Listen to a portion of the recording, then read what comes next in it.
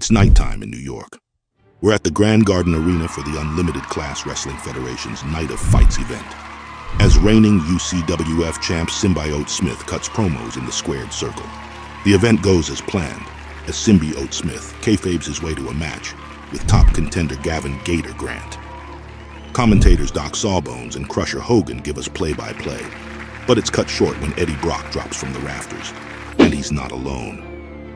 Joined by Wild, Tyro, and Bedlam, who are basically split manifestations of Eddie's personas, the gang crashes the event and proceeds to wreak havoc on the sports entertainers. And what are you supposed to be, pal? That shirt looks familiar. I'm a symbiote. Are you now? Come here! Ah! Eddie and his gang of symbiotes aren't here for pantomime fighting either, as he and his gang straight up murder the stars of UCWF.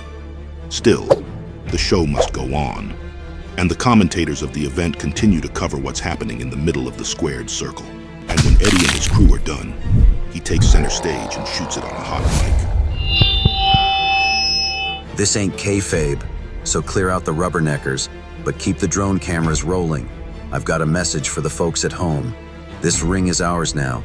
It belongs to the Kings in Black, and you don't get it back until we get what we want. Two things. We want my son, and we want my other. By other, Eddie refers to his original symbiote partner, Venom. Meanwhile, Venom has become a shadow of its usual self, going from the savage extraterrestrial goo with charisma into a depressed black puddle reminiscing about the hosts that it had over the years. The Venom symbiote fondly admits that Peter Parker was basically the one that got away, and in the end, it has chosen to seclude itself from other hosts to avoid destroying more lives than it already has. And the Venom symbiote has chosen to hide inside Peter Parker's closet to do that. Because I destroy my hosts, I destroy those I love. So I am here, in the home of the one host who would never bond with me, who I would never bond with, hidden with the other empty suits, waiting for death. But it seems the Venom symbiote spoke too soon, as Peter Parker accidentally grabs it from the closet, causing the two to fuse with each other. Somewhere within the sewers of New York, Dylan Brock, who is Eddie's part symbiote son, speaks to someone about preventing a cataclysm that he saw in a vision when Dylan met the godlike version of his father, called the Eventuality. And what he saw shook him to his core. We are the Anti-All now, and we are Venom! In this possible future, Eddie destroys everything. Dylan cries, desperate to find a way to stop the prophecy from happening. The person in front of him reassures him that they'll be able to do it, and it's revealed that it's a much older version of Dylan from the future. They part ways after that, as Dylan goes back to his base. He meets with his team made up of Toxin, another symbiote host, Normie Osborn, aka the Red Goblin, the rubber-like symbiote Flexo, and the symbiote cat Sleeper. They witness what Eddie's doing live on TV, and Toxin wonders if Dylan can take out his own father should push come to shove. Meanwhile, Alchemax's board, led by Liz Allen, meets to discuss stopping Eddie's rampage.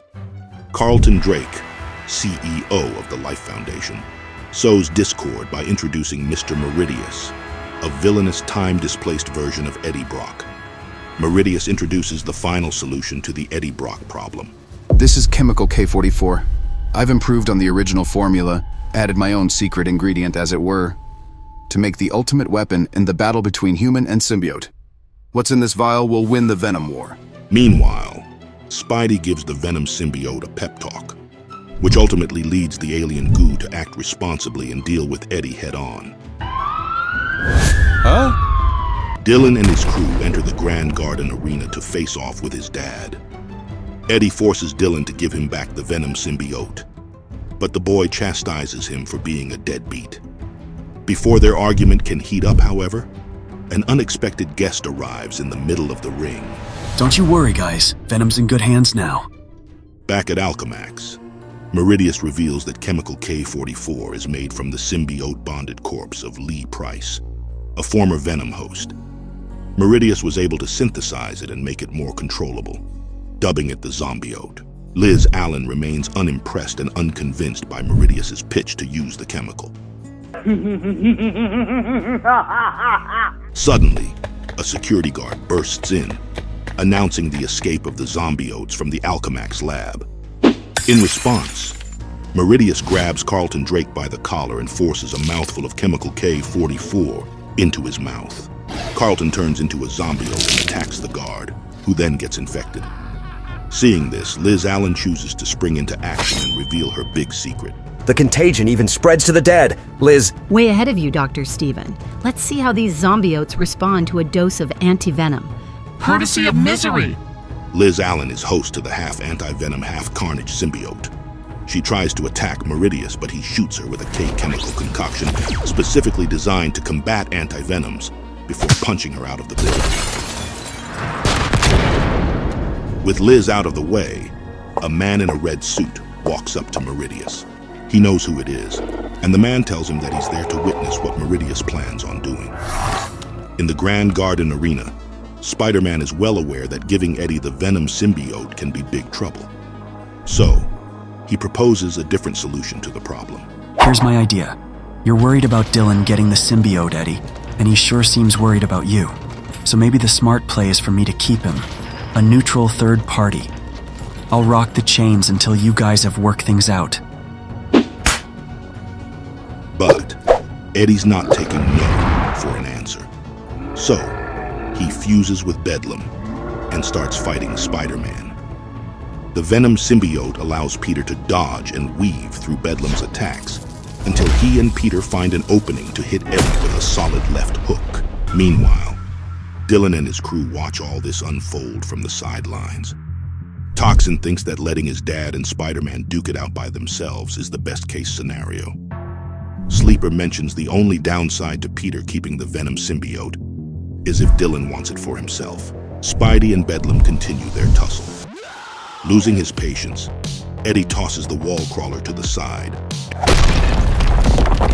and decides to consume both Wild and Tyro, making him bigger and stronger. They were weak.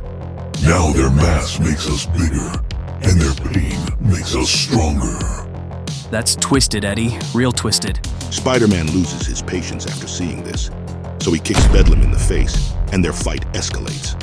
Seeing this, Dylan finally decides to make a move. hey, both of you, stand down or take it up with the Prince in Black! While all this is happening, Meridius watches the sun rise from the Alchemax building along with his newly birthed zombiote minions and the man in the red suit. He finally asks this interloper the big question.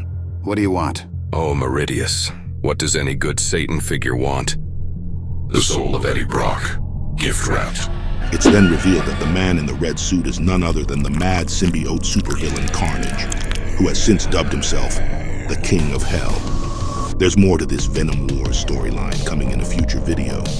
But if you're interested in another Spider-Man story involving Peter Parker and the dark symbiote suit, check out the video on your screen and help us out by liking and subscribing to the channel. Take care.